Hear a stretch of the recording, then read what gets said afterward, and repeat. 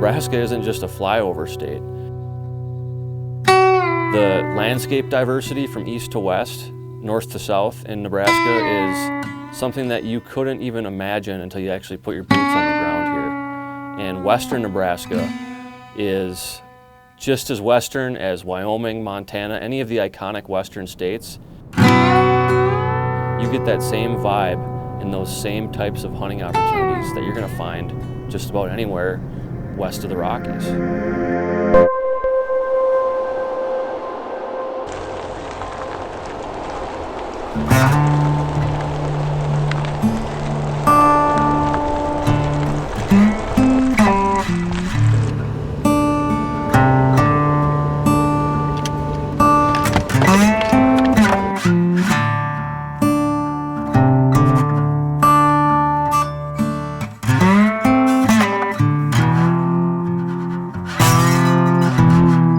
Got here is just,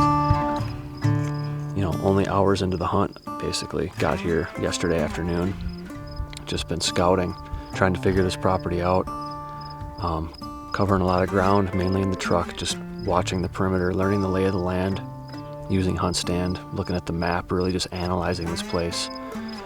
Got a few trail camera images from my buddy, Travis, to work with, but other than that, very limited intel right now, so just going into this almost blind, but that's where the scouting is going to pay off. We really wanted to hunt tonight, but we figured it was going to be more harm than good. So we decided to just hang back, see what these deer are doing, and then be totally confident when it's time to move into position. It's fun sitting out here glassing, looking for deer, trying to identify patterns and all that, but really it is all going to come down to tomorrow morning. First time with a crossbow in my hand on this hunt. And all I can wonder right now is, are these puzzle pieces being put together properly? And that's the beauty of hunting. You're not going to know until you're in it. And tomorrow morning we're going to be in it bright and early.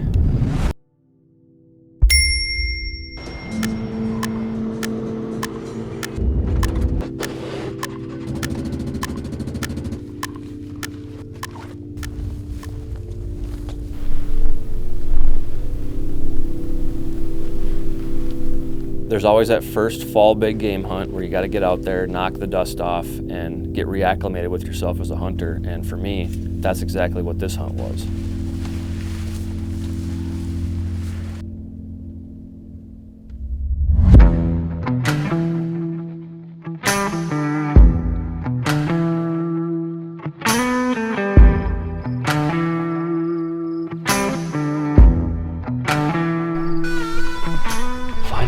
Some deer. It's a lot of fun watching those mule deer. They're beautiful animals, but I think there's a reason why they're all 1.5, 2.5-year-old deer.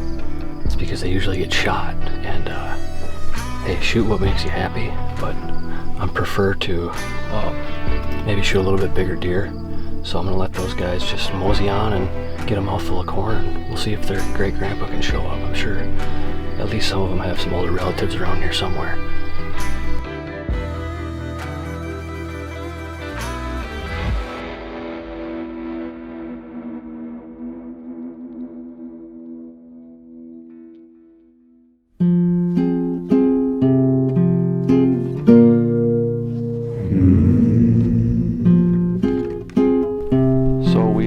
Spot this morning. My friend Travis was glassing and spotted some nice bucks out here. It's a kind of a fun spot because there's a pivot out here, and then there's just a very limited cover in a canyon in between where they're bedding and where they're going to eat. So we're gonna try to cut them off this morning.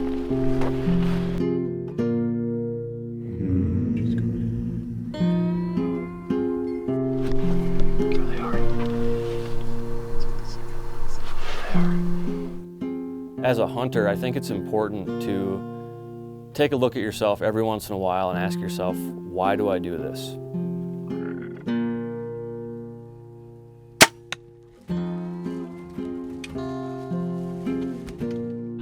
He's going down. He's going down. Western Nebraska mule deer. I've been dreaming about this for 10 years. 10 years. 27 yards.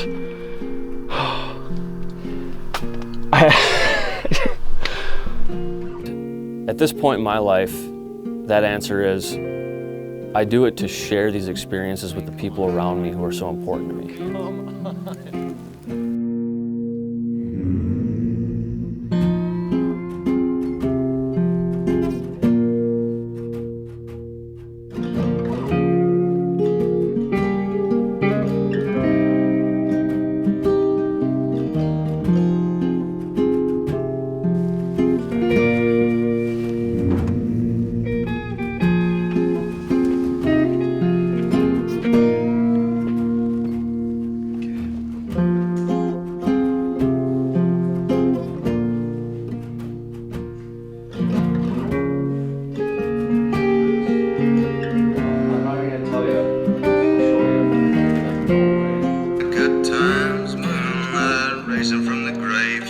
String band playing more of that honky tonk's pretty young thing going dancing in the rain. Ever since I was a youngster, I always found myself magnetized by the country. I grew up in suburbia, but any chance I could get, I would try to get out to anywhere that would get me out of the city. And so I've always admired the work ethic and just the solitude and overall community aspect of the country and ranchers and farmers. And Travis Johnson has lived in this area his entire life. He grew up on a working cattle ranch, and that really defined him as a person and made him the man that he is today. The typical values that you find in American Western ranching, hardworking, ethics, community, all these things are represented by somebody like Travis, and to be able to call someone like him a friend is something that I really deeply value.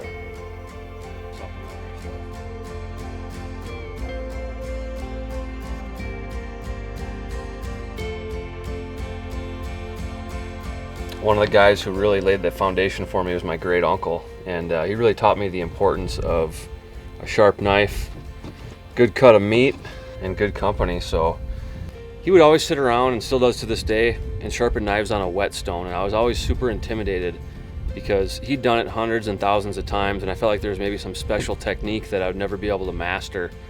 But every time he hands me the knife, it's as sharp as I've ever seen.